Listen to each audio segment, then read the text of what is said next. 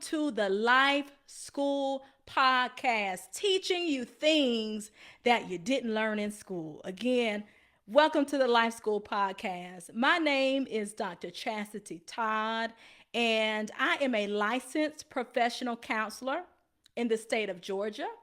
I am a national certified counselor, which just means that I'm board certified.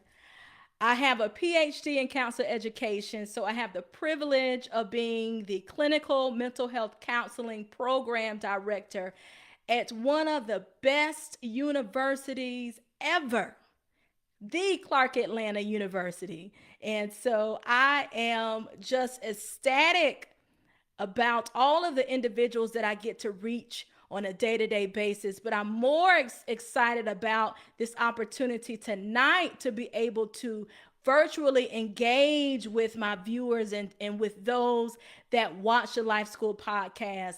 I don't come on as often as I like, but you all have been supporting in amazing numbers. Our last Life School Podcast episode reached about, I want to say, 4,000 people. The ones prior to that, episode 1 and 2, we reached right there at about 3,000 individuals. So just those record breaking numbers, I'm going to say that for me personally, because again, this is a passion area of mine. So just being able to have the conversation with you all is a privilege. But those numbers, I mean, wow, wow, wow. Thank you all again for supporting and for having the sense of awareness to want to talk about mental health. I am a mental health advocate. I can talk about counseling and I can talk about therapy all day long. Oh my God. Hey there to Tiana, Jamal, my mentee Desiree is on. That means we're going to have a good time tonight. And as I said, as a mental health advocate, it's important for me to have these types of conversations. We've talked about religious trauma, we've talked about grief, and we've talked about anxiety. Well, tonight, the conversation in this episode is founded upon this topic: getting rid of unwanted stress. Getting rid of your unwanted stress. And I have to give this disclaimer that this podcast is not intended to replace therapy, but in fact, it is to promote therapy. So it is not an alternative for therapy, but it is to promote wellness and therapy. All right, so let's get into it tonight. I've already introduced myself. You all feel free to connect with me. I'm going to say this again towards the end, but I want to make sure that I say this. Feel free to connect with me on outside of Facebook on Instagram. You can find me at DrChassity, Dr. Chassity Todd on Instagram. So get out your notepad or your cell phone or your iPad or whatever works best for you, because I want you all to take as the seasoned people say, some very copious notes tonight. Okay, so let's get into the conversation.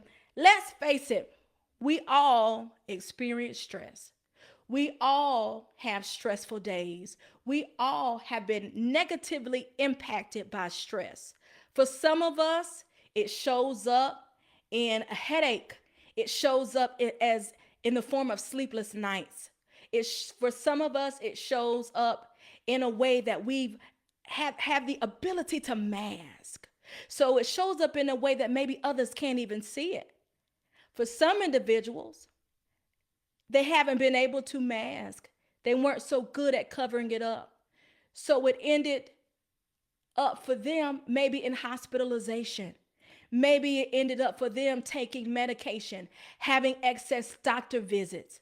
So when we talk about stress, I want us all collectively to understand the importance of dismantling stress, of making sure that we take the necessary precautions to find peace and to get rid of, I'm going to use using the topic stress. So I'm going to first ask you a question, and I want you to respond in the comment section. What's one area of your life where stress feels hardest to shake? What is one area of your life where stress feels hardest to shake? If again, this is a transparent space, I'm looking for you all to be transparent. What is one area of your life where stress feels the hardest to shake? So you all can put that in the comment area at this time, and we'll wait for some responses. All right, we got workplace. Good. So on our jobs. Definitely, definitely. What are some other areas in life where you feel that stress has grabbed a hold of you?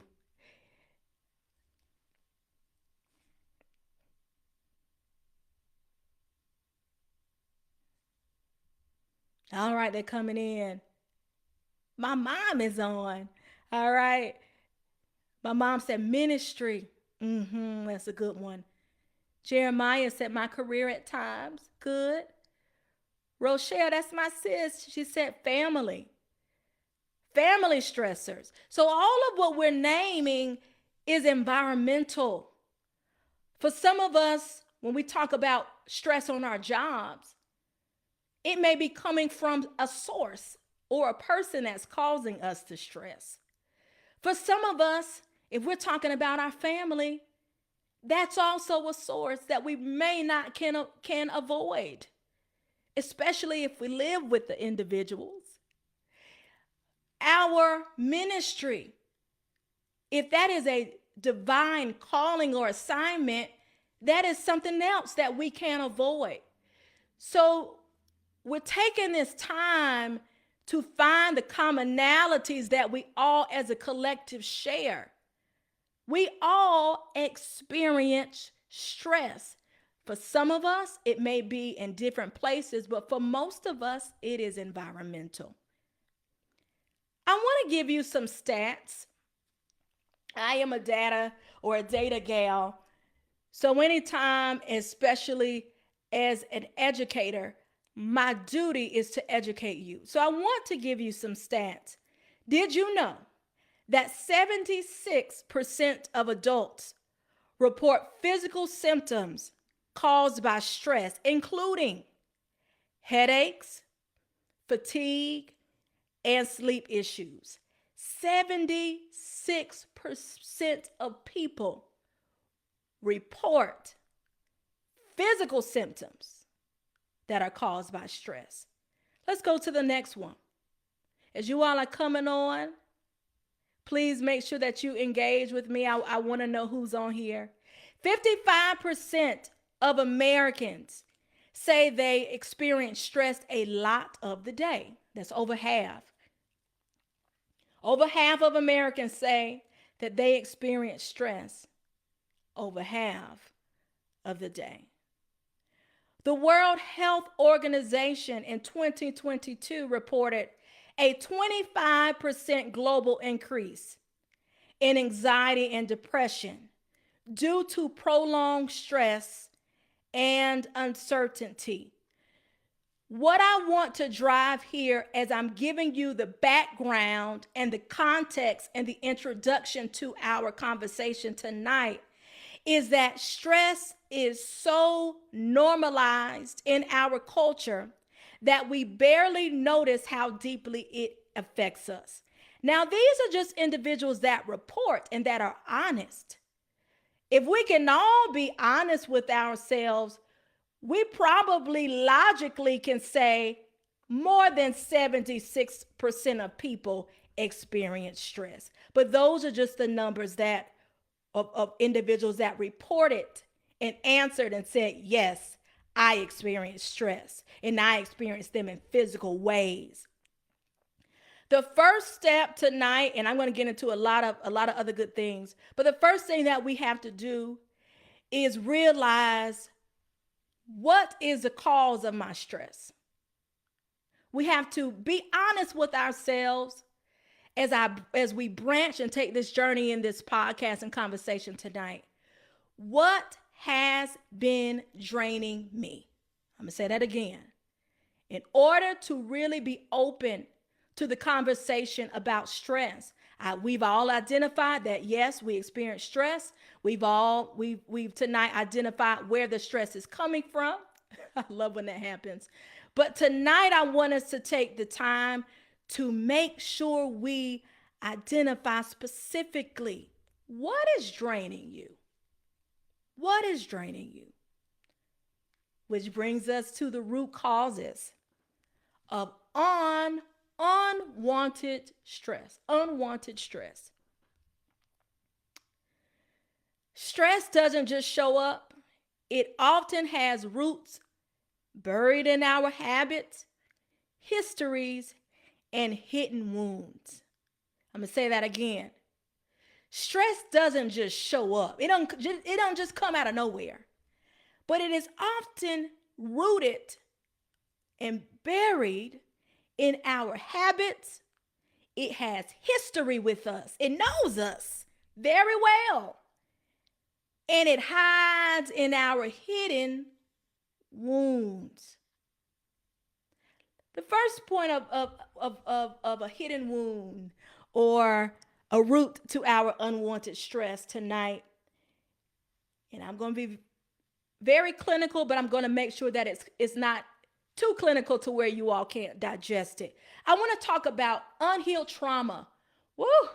We have all experienced trauma. When I'm with my clients in our sessions and we begin to walk through their history, I want to know, what do you identify as a traumatic experience in your life?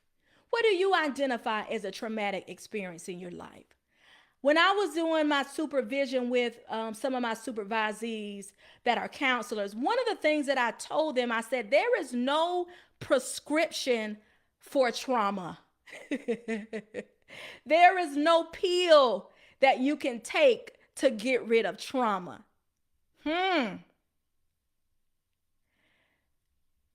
Trauma lives within our bodies, and trauma is a very subjective word. I like that Nelson, which said grief-related stress. When we experience loss, and please, this is a caveat to go watch my episode on grief. But when we experience loss, it shows up differently for different individuals. So for one person, losing someone can cause them years of grief, years of frustration, years of sleepless nights, so forth and so on. But for someone else, they've learned to not allow the trauma to consume them and to not allow the grief, rather, I want to be particular, to not allow themselves to grieve and be emotional and be vulnerable about that loss. My point being is that trauma shows up differently for different people. But regardless of how trauma shows up for you and how trauma shows up for me, we've all experienced trauma, and we all have gone through something that causes us pain. We've all have gone through something that has caused us a sense of betrayal, that has caused us a sense of hurt. And because of that, we have something that's called our nervous system. Our nervous system never forgets, no matter how well you know how to mask, your nervous system never forgets what you go through. Why? Because we have something that you all may have heard of called a trauma response. More so clinically, we defined it as a response to stimuli. It's the same thing. Those are synonymous terms. We have a freeze trauma response. We have a fawn trauma response. We have a fight trauma response, and we have a flight trauma response. Those are the four types of trauma responses. Our nervous system responds to a stimuli or to a stressor in a different way. So maybe your nervous system perceives stress or some type of negative event as a potential threat that causes you to want to run away or shut down or not address it and avoid it. Maybe your trauma response is a fight trauma response. So that causes you to have a sense of aggression, or that causes you to maybe argue, or that causes you maybe to show up in a particular way that is not acceptable. Our trauma lives in our bodies, and it causes us to respond to stress in different ways. I want you to think about that. And because of that trauma, some of us become hypervigilant. So we have to again identify or be in a particular posture where we can identify stress. Now, we're going to talk about boundaries here in a second, because I can't just say, well, this is draining me and continue to do it. Or I can't say that this is a source that's draining me and still continue to have some type of interaction if I can make up my mind, if I have the decision. Let's talk about perfectionism. Number one, the first root of unwanted stress can come from unhealed trauma. There's a book that's called The Body Keeps Score. I want you to make sure you go and look at that. The second root of unwanted stress is perfectionism. Oh my gosh.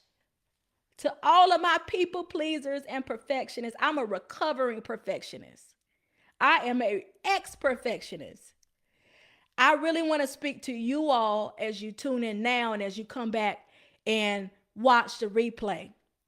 Perfectionism is self-sabotage. Oops, did I say that?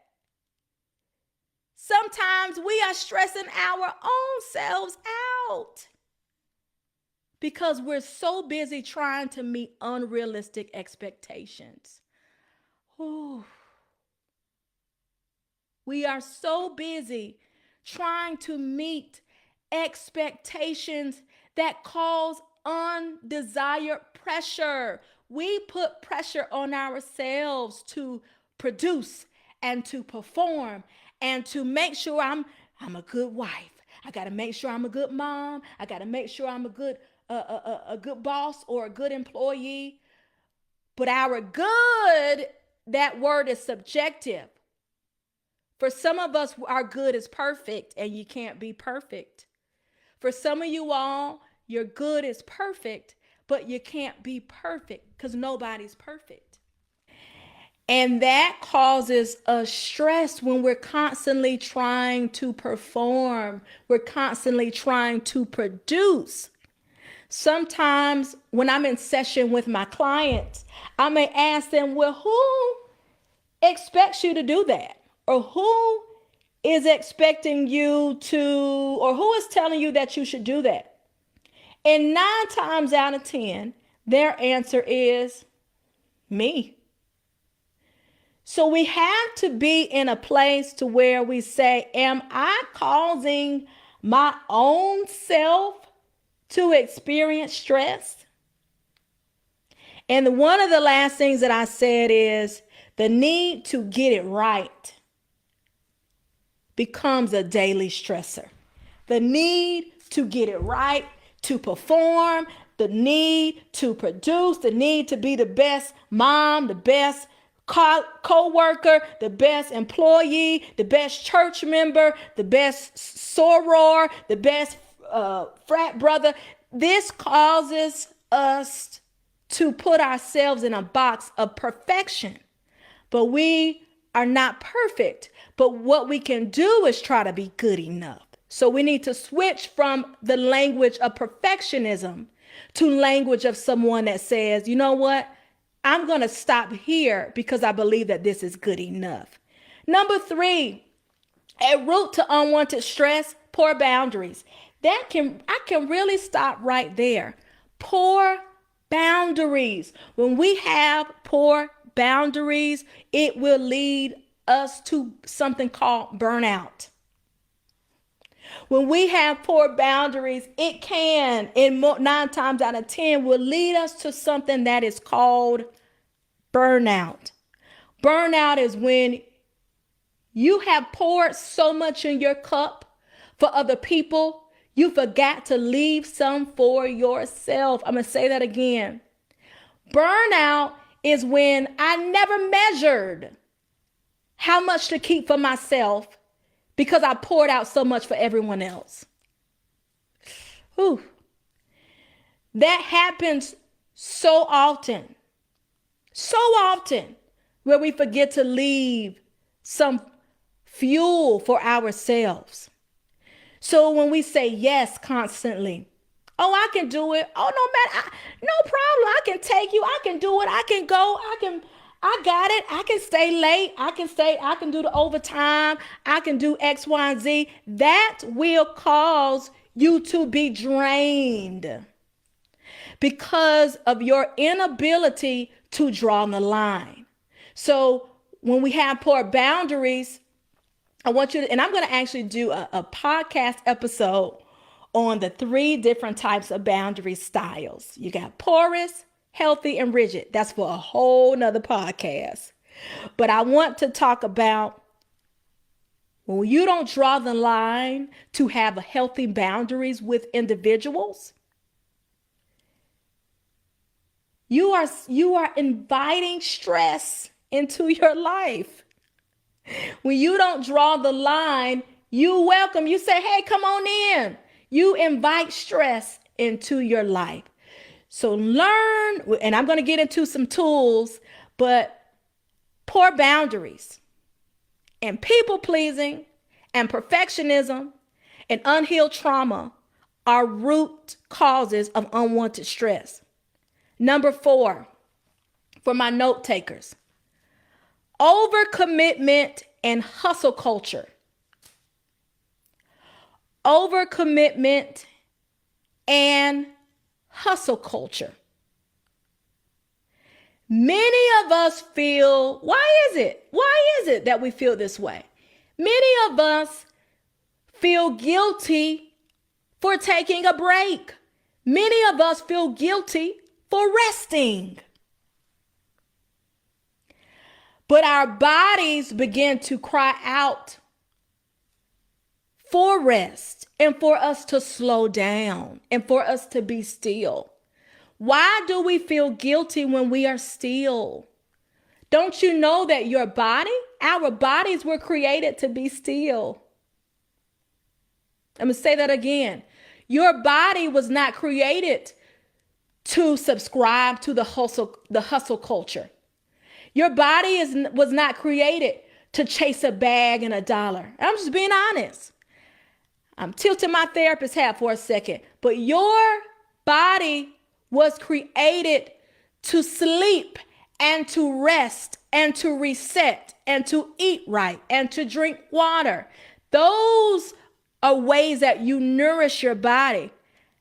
Not working 4, 5, 6, 7, 8, 9, 10 jobs and getting 2 hours of sleep and clocking back in and doing it all over again the next day. That is not at all what we are supposed to be doing. We should not subscribe to the hustle culture. Being busy is not the same as being fulfilled. Oh my gosh. I'm going to say that again. Somebody please put that in the chat.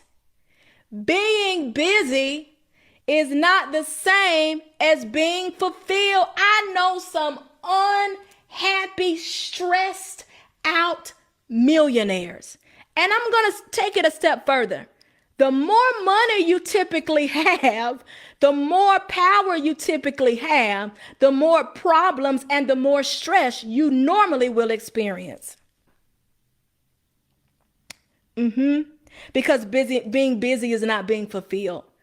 We can't have a whole bunch of things to make us feel a thing and that thing being fulfilled. Nope. That's not how it works. Our joy is not predicated, I'm taking it a step further, to the amount of or to the level of our hustle. Oh, if I hustle more, I'll be happier. Oh, if I hustle more. No, we all know that money pays the bills. We all know that work pays the bills. But just because you're busy, that doesn't mean that you're going to be fulfilled. I'm moving on. And our last root cause of unwanted stress is comparison culture. Oh man, comparison culture. Comparison culture is when we are scrolling down on social media and we are looking at her life and his life. Oh man, how on earth do they look like they got the perfect marriage and the perfect job and the perfect business and the perfect children and the perfect this and the perfect that? When what we're really doing is causing us to experience feelings of inadequacy. Comparison can lead to inadequacy. You don't know the stress that person experiences on a day-to-day. So we can't never do or play the comparison game, because that again is causing us to feel anxious. You know what? I'm scrolling on social media and I see my cousin just got a new car. Oh, I can't believe my cousin got a new car before I can get a new car. Everybody's expecting me to be the one to get the new car and get the degree in the family. Let me go and go get me a new car. I'm going to say this. Since we live on this podcast, and I'm giving it to you straight up, that is your inner child needing validation that it never received. Woo! When we do things like that, that is your inner child wanting validation, wanting the validation that it never received. So I'm going to go again over the root causes of unwanted stress, because I really want to get you some tips. So the first root cause of unwanted stress was unhealed trauma. The second cause is perfectionism. The third cause is poor boundaries. The fourth cause is overcommitment and hustle culture. And the fifth is comparison culture. I'm going to move on, and I want to give you all this quote. You can't heal in the same environment that made you sick.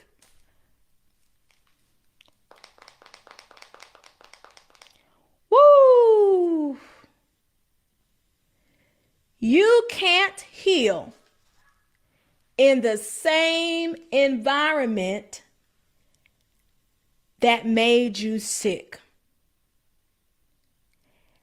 If you don't have good boundaries, if you don't identify what's draining you, if you don't identify these physical symptoms that we're going to talk about in a second, you're in an environment that you're welcoming stressors in your life daily. Let's move on. I am not a medical doctor, but I want to take a little time to talk about how stress affects the body and the mind. So I want to talk a little bit about that stress isn't just an emotional thing. It's deeply physical and neurological. So stress has the ability, again, when it shows up in our bodies. Hey to y'all that is just coming on. Hey there, Tanya. Hey there, Michael. Hey there, Dorothy. Thank y'all for tuning in tonight to the Life School Podcast, teaching you things that you didn't learn in school. Let's talk about the different ways that chronic stress can impact our bodies. The first one is cortisol overload. We can have a cortisol overload. Cortisol is a hormone. It's a stress hormone. Cortisol is a stress hormone that keeps your body in fight or flight. We talked earlier on the part one of our podcast about trauma responses, fight or flight.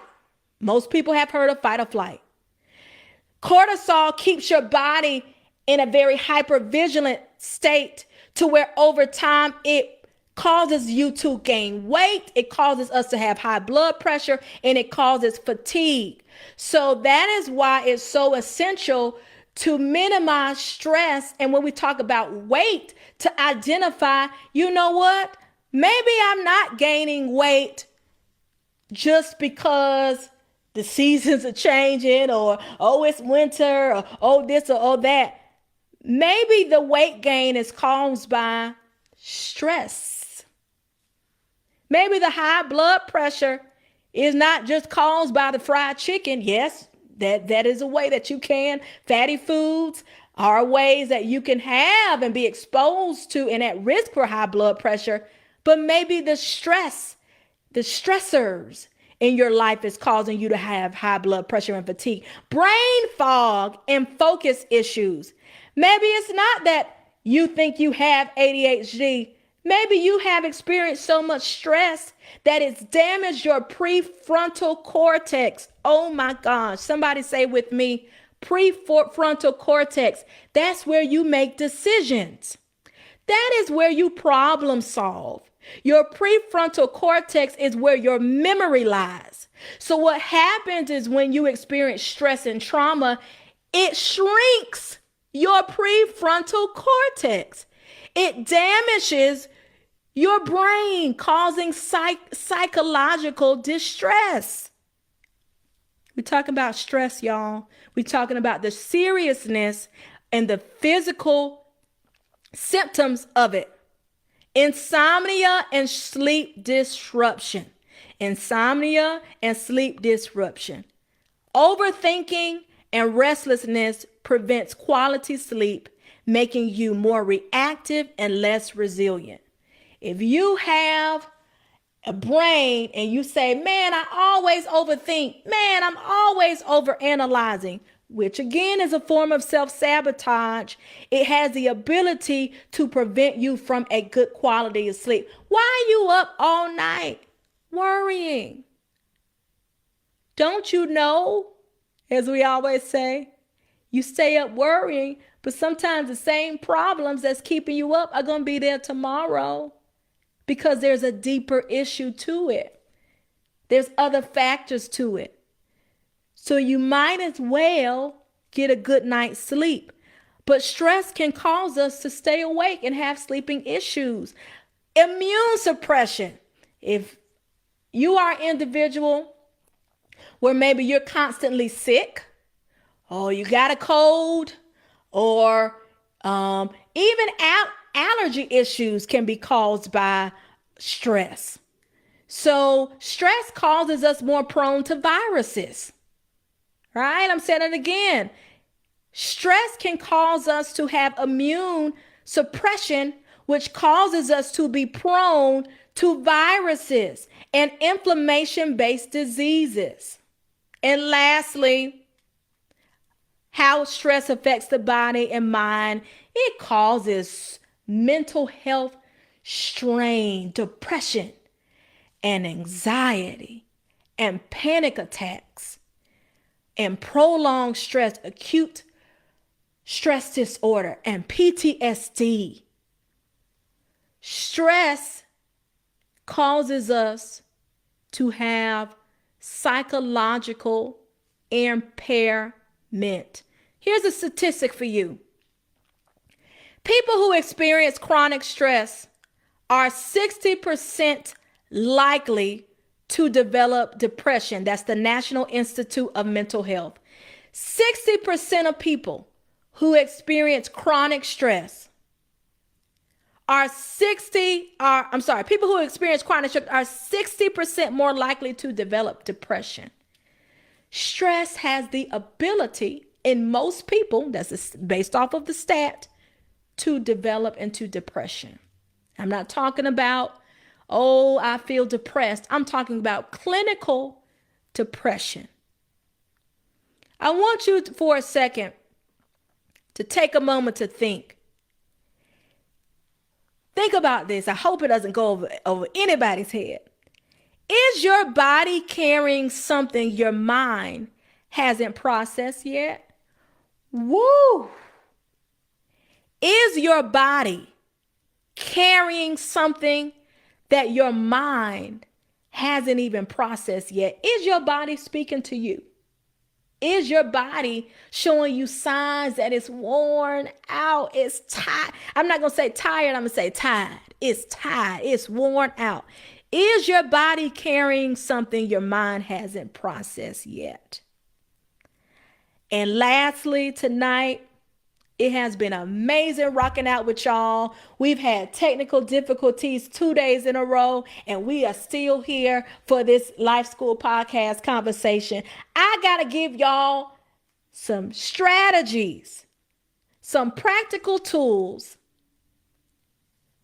for you to get rid of unwanted stress. Really get your pen and your paper and your, as I said earlier, get all of whatever you need to take notes, because I want to give you some tools to put in your tool belt.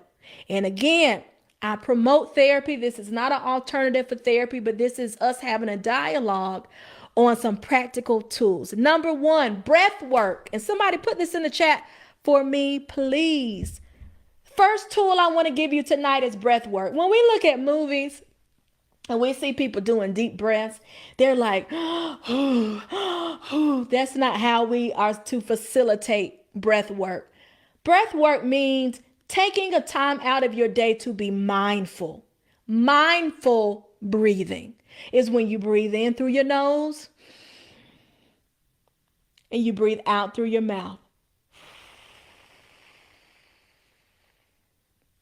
All right.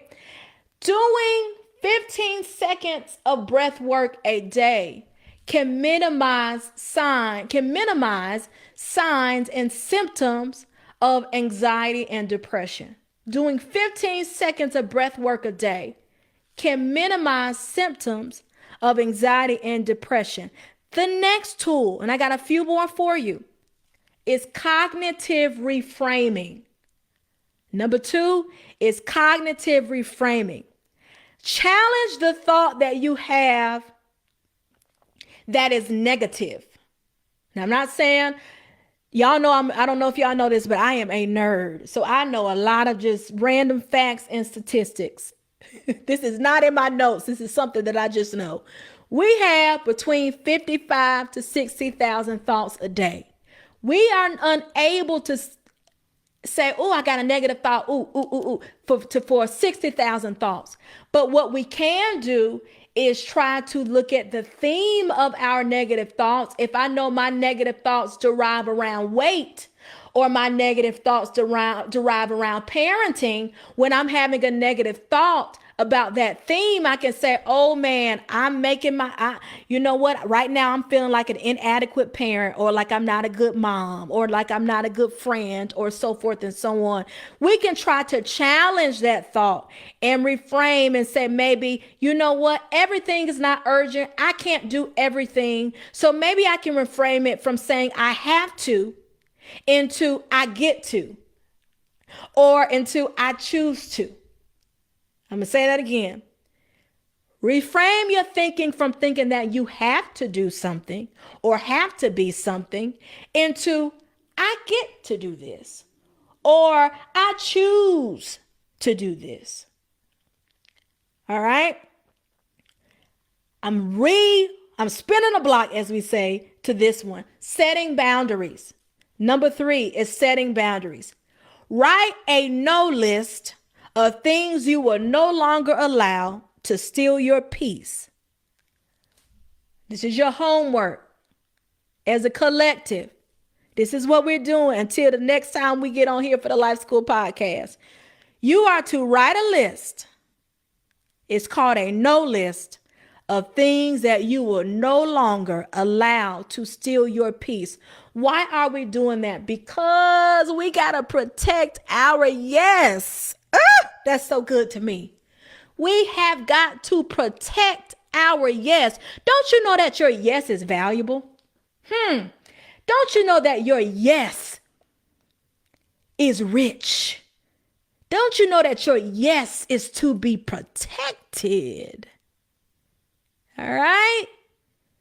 When you learn to say no, this no longer can steal my joy.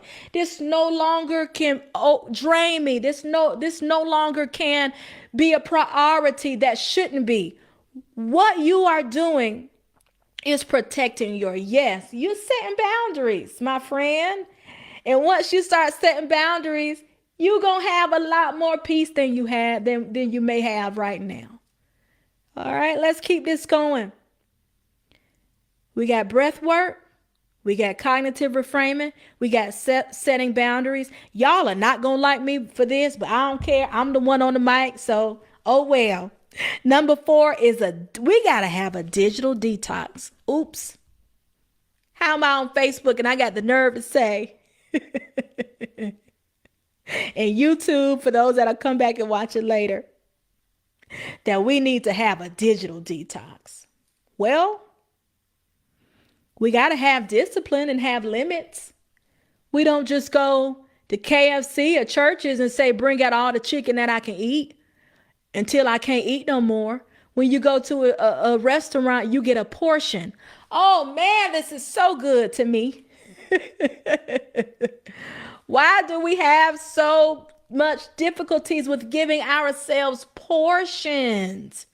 We have to have the autonomy to set limits. So push back from that screen time, because it can be causing you to not be grounded and self-aware and present in a lot of your days. Lastly, no, it's not last one. I got a few other ones. Then we're ending. But you need to set some time. We got to set some time for a routine reset. Build in time for things like, you know what? I'm going to create joy for myself. Tomorrow's Saturday, so maybe I'll take an hour to create joy for myself. When I say create joy, I'm not saying that we don't have joy, but I'm saying, what is something that I really enjoy that causes me joy? I'm going to do that. Setting some time out maybe for worship. For my spiritual audience, if worship is how you get your reset, you got to prioritize those rituals and routines to make sure that your nervous system is regulated. We can't reset our nervous system by just saying, reset. The only way to reset your nervous system is to prioritize self-care. Ooh. And I always say self-care is not selfish, it's mandatory.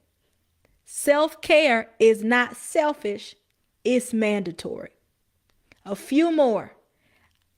I'm going to give these by the way of statistics. Did you know that journaling for 15 minutes per day reduces cortisol levels significantly?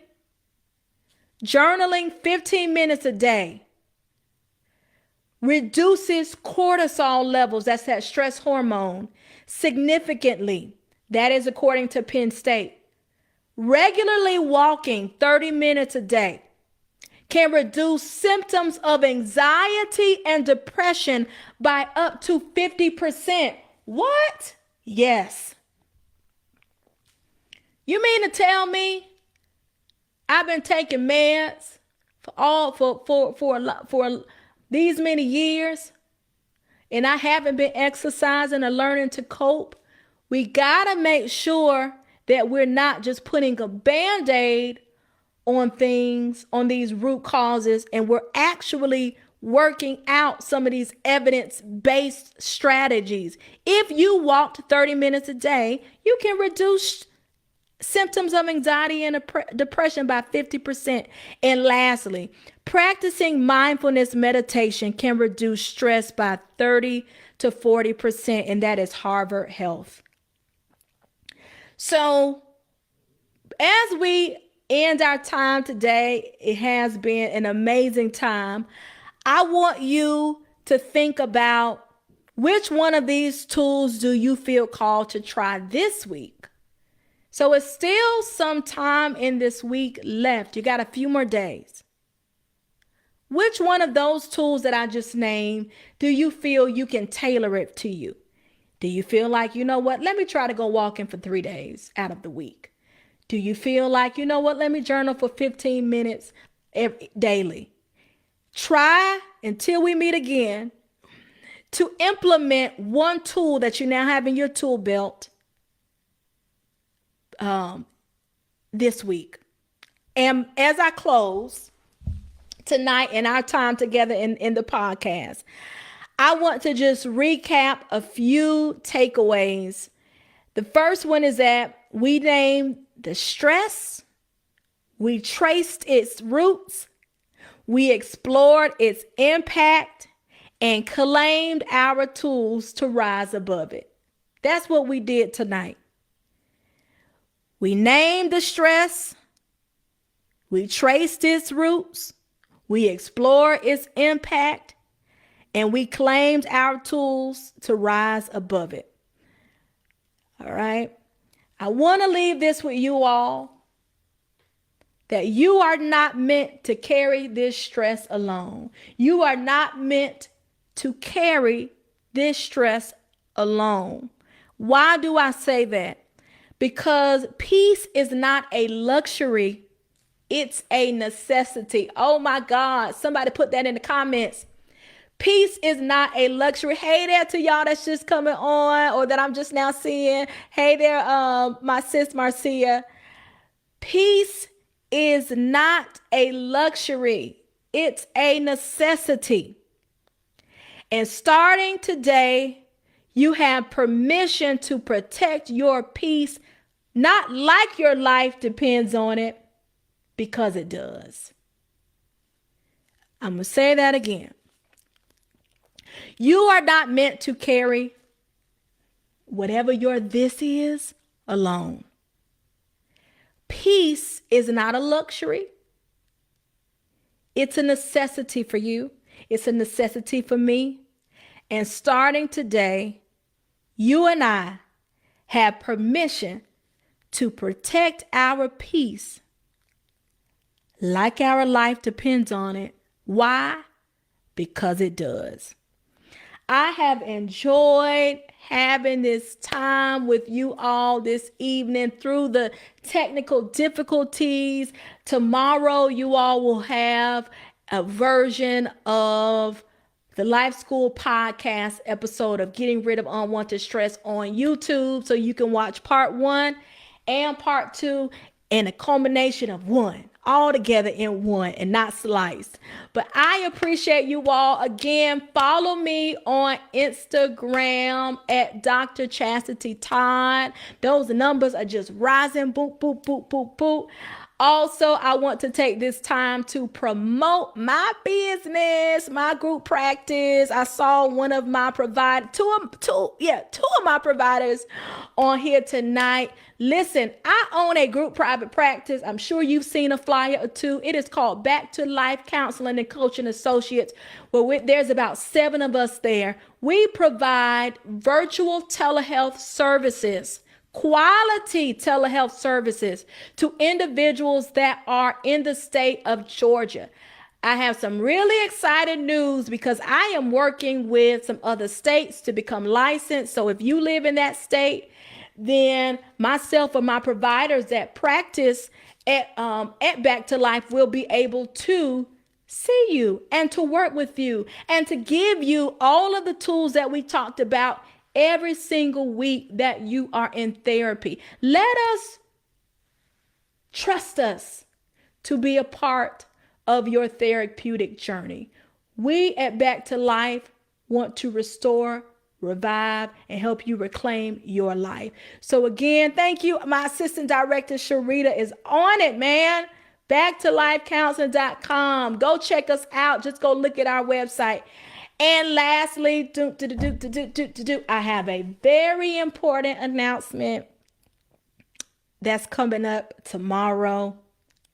I am so excited it segues into what we talked about tonight. So I got to share some news with y'all tomorrow. And I appreciate all of the time that we had tonight. And those that are watching the replay, I hope that you enjoy. You all have a wonderful evening. Take care. Make sure that you check me out. You can get in contact with me if you have any question or if you need resources or what have you. I am Dr. Chassity. You have watched the Life School Podcast, teaching you things that you didn't learn in school.